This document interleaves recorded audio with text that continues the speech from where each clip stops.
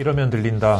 오늘 그 네 번째 시간입니다. 오늘은 제6의 감각 인공와우에 대해 완전 자세히 알려드리겠습니다. 혹시 1, 2, 3편을 안 보셨다면 먼저 꼭 보고 오시기를 추천합니다. 인공와우가 제6의 감각이라는 게 무슨 말씀이신가요? 사람은 청각, 시각, 미각, 후각, 촉각 이렇게 5가지 감각을 가지고 있습니다.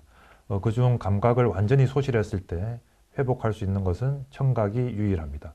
바로 인공와우 덕분인데요. 이 인공와우를 통한 청각, 즉 첨단의학이 만들어낸 제6의 감각이라고 할 수 있습니다. 인공와우가 어떤 것인지 좀 더 쉽게 설명해 주시겠어요? 네, 그림을 보시면요. 이렇게 고막, 이소골, 달팽이관이 이어져 있습니다. 달팽이관을 쭉 펼쳐서 보면요. 달팽이관 내부에는 기저막이라고 하는 진동판이 길게 깔려 있습니다. 그리고 기저막 위에는 뇌유모 세포들이 쭉 놓여져 있고요. 외부에서 소리가 발생하면 이 소리 진동이 고막과 이소골을 진동시키고 이 진동은 아까 진동판인 기저막을 진동시킵니다. 그러면 그 기저막 진동을 동력으로 해서 뇌유모 세포에서는요, 생체 전이죠, 활동 전이가 발생하는데 이것이 신경을 타고 대뇌 청각 피질에 도달하면 소리로 인지하게 되는 것입니다. 그런데 여러 요인들, 그러니까 뭐 노화라든지 유전적 결함, 돌발성 난청증의 일부, 메니에르 병의 일부 이런 경우에는 저 뇌유모 세포들이 손상을 받고 그러면은 아무리 저렇게 소리에 의해서 기저막이 진동을 하더라도 활동 전이가 발생할 수 없기 때문에 우리가 소리를 듣지 못하게 되는 것이죠. 이런 경우에 인공와우 이식을 하게 됩니다. 인공와우는요, 외부 소리를 받아서 뇌유모 세포가 하던 것처럼 똑같이 저렇게 전기 신호를 만들어내고 저 전기 신호가 뇌에 도달하게 되면 소리로 인지하게 되는 것입니다. 인공와우 이식 대상자의 기준이 어떻게 되나요? 크게 3가지 기준을 충족해야 합니다. 첫 번째 기준은 청력입니다. 자신의 시력을 모르는 사람은 거의 없죠. 저는 1.5, 1.5인데요. 그런데 자신의 청력을 아는 사람도 거의 없습니다. 시력이라고 하는 것이 내가 볼 수 있는 가장 작은 글자의 크기인 것과 마찬가지로 청력은 내가 들을 수 있는 가장 작은 소리의 크기가 얼마인가 하는 것입니다. 소리의 크기는 데시벨로 나타냅니다. 0데시벨은 사람이 들을 수 있는 가장 작은 소리 크기이고요. 30데시벨은 속삭이는 목소리 크기, 60데시벨은 보통의 대화 목소리 크기, 90데시벨은 고함을 지를 때 나는 소리 크기입니다. 그런데 인공와우 이식의 대상이 되려면 이 청력이 70데시벨 이상이어야 합니다. 청력이 70데시벨인 사람은요, 어느 정도냐면 70데시벨 소리부터 들을 수 있으니까 70보다 작은 소리는 못 듣는다는 거거든요. 그러니까 속삭이는 소리 30데시벨 들리지 않고 대화 목소리 60데시벨도 들을 수 없습니다. 그리고 누가 고함을 치면 그게 90데시벨이니까 그 소리가 비로소 보통 사람의 목소리 크기 정도로 들리는 그 청력이 70이거든요. 그래서 이 70데시벨보다 청력이 더 나쁘면 인공와우 이식의 대상이 됩니다. 두 번째 기준은 어음 명료도라고 하는 것입니다. 어음 명료도는 말소리를 얼마나 선명하게 들을 수 있느냐 하는 건데요. 쉽게 표현하자면 말귀의 선명도라고 할 수 있습니다. 그래서 선명도가 50% 이하가 되면 또 이식의 대상이 됩니다. 세 번째 기준도 충족해야 하는데요. 이것은 달팽이관 속에 전극을 삽입할 공간이 있어야 하고 또 전기 신호를 뇌로 전달해 줄 청신경이 있어야 한다는 점입니다. 이건 CT 또 MRI를 촬영하면 확인할 수 있습니다. 인공와우 이식 수술이 난이도가 높은 수술이라고 들었습니다. 수술이 실제 어떻게 진행되는지 궁금합니다. 네, 수술 과정을 지금부터 좀 알려드릴게요. 왼쪽은 실제 와우의 모습이고요. 오른쪽은 인공와우의 모습입니다.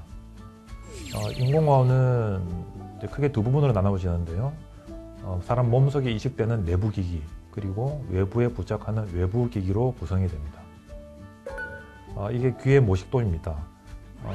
소리 진동이 귀에 도달하면 고막 이소골이 진동을 하고 달팽이관 속에 있는 뇌유모 세포에서 저렇게 활동 전이가 생기는데 저 전기 신호가 청신경 타고 뇌로 올라가면 소리를 인지하는 것이죠. 그래서 만약에 뇌유모 세포가 손상이 된 사람들은 소리를 들을 수 없는데 이 경우에는 뇌유모 세포의 기능을 대신하는 인공화호 내부 기기를 이식을 하게 됩니다. 그리고 외부 기기를 부착을 하게 되죠. 그러면은 외부의 소리 신호가 저 외부 기기에서 전기 신호로 변환이 됩니다. 저 전기 신호는 전파를 타고 내부 기기로 전달이 되고 저것이 전극을 타고 청신경을 통해 뇌에 도달하면 소리로 인지하게 되는 것이죠. 인공화호 이식 수술의 가장 핵심 포인트는 저 달팽이관 속에 전극을 삽입하는 과정이 되겠습니다. 그럼 달팽이관이 우리 몸 어느 부분에 있는지를 좀 확인을 해 볼게요. 이렇게 보면 눈 뒤쪽 깊숙한 곳, 그리고 옆에서 보면 귀 안쪽 깊숙한 곳에 달팽이관이 위치하게 됩니다. 지금부터 수술 과정을 이제 보여드리겠습니다. 뭐 이발을 하는 경우도 있지만 저는 개인적으로 이발은 하진 않고요. 머리가 걸리지 않도록 이렇게 쭉 묶어서 올린 다음에 피부 소독을 하고 수술포를 덮으면 수술 준비는 종료하겠습니다. 그리고 피부 절개는 귀 뒤 홈을 따라서 한 4 내지 5cm 정도만 하기 때문에 흉터가 크게 보이거나 하지는 않습니다. 자, 지금부터 수술을 시작합니다. 자, 수술용 나이프로 피부 절개를 하고요. 견인기를 걸어서 벌리게 되면 귀 뒤쪽 뼈가 노출이 됩니다. 그리고 저 뼈 깊숙한 곳에 달팽이관이 있기 때문에 수술용 드릴을 이용해서 뼈를 제거를 하면 달팽이관이 드러나는데요. 근데 하나 안타까운 것은 저 달팽이관이 사람 머리뼈 깊숙한 곳에 박혀 있기 때문에 그림처럼 달팽이관 전체를 노출할 수는 없습니다. 그래서 실제 수술할 때는 열심히 뼈를 제거를 해도 보시는 것처럼 달팽이관 밑둥만 드러나게 돼 있고 나머지 대부분은 머리뼈 깊숙한 곳에 파묻혀 있게 됩니다. 하지만 다행한 것은 저 동그란 것이 달팽이관으로 들어가는 문, 둥글게 생겼다 그래서 정원창이라고 부르는데요. 저 문은 저렇게 확실하게 노출되기 때문에 달팽이관 속에 전극을 삽입하는 데는 아무런 문제가 없습니다. 저렇게 정원창에 노출이 되면 뾰족한 기구를 이용해서 정원창에 구멍을 냅니다. 그래서 저 구멍이 좀 작다 싶으면 저 문 틈으로 저런 기구를 넣어서 뼈를 좀 끌어내면 저 문을 더 넓힐 수가 있습니다. 이렇게 문이 확실히 열리면 저 문을 통해서 인공화호 내부 기기의 전극을 삽입하면 되겠습니다. 실제 수술 동영상을 좀 보여드릴게요.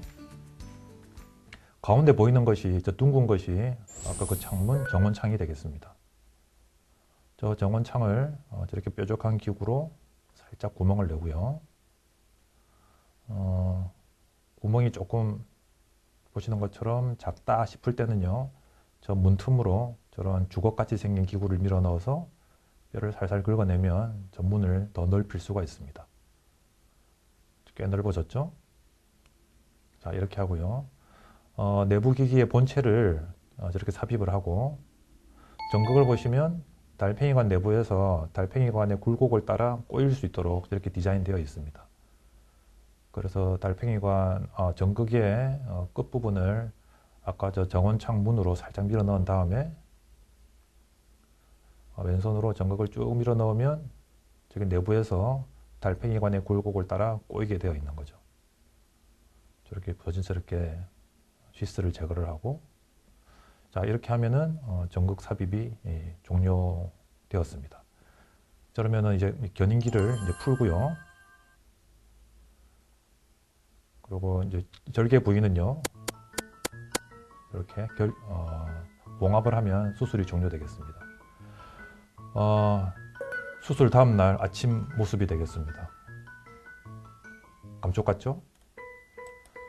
자, 왼쪽은 수술 전 사진이고요. 오른쪽은 수술 다음 날 아침입니다. 뭐가 달라졌을까요? 딱 하나 달라진 게 있습니다. 머리가 떡졌네. 예. 어제 하루 종일 수술한다고 굶었으니까 아침에 이제 맛있게 식사하고 빨리 집에 가서 머리를 감아야겠어요. 자, 그렇게 하고 난 다음에 며칠 뒤에 다시 병원에 오시면 이제 외부 기기를 부착하게 됩니다. 저렇게 귀에 거는 귀걸이형도 있고요. 또 귀에 걸지 않고 하나로 뭉쳐진 일체형도 있습니다. 성능에는 차이가 없습니다. 선호도에 따라 선택하시면 되고요. 그런데 저게 밖으로 드러나 보여서 싫다 하실 수도 있는데 머리만 살짝 기르면 보이지 않습니다. 이렇게 하면 이제 이날부터 소리를 들을 수가 있는 것이죠. 지금까지 인공와우 이식 수술에 대해 자세히 알려드렸습니다. 청력을 완전히 소실해도 인공와우를 통해 들을 수 있다니 정말 다행입니다. 그런데 말입니다. 인공와우로 듣는 소리가 정상기로 듣는 소리와 비슷할까? 혹시 차이가 크게 나지는 않을까? 너무너무 궁금하시죠? 궁금하면 다음 편을 기다려주세요.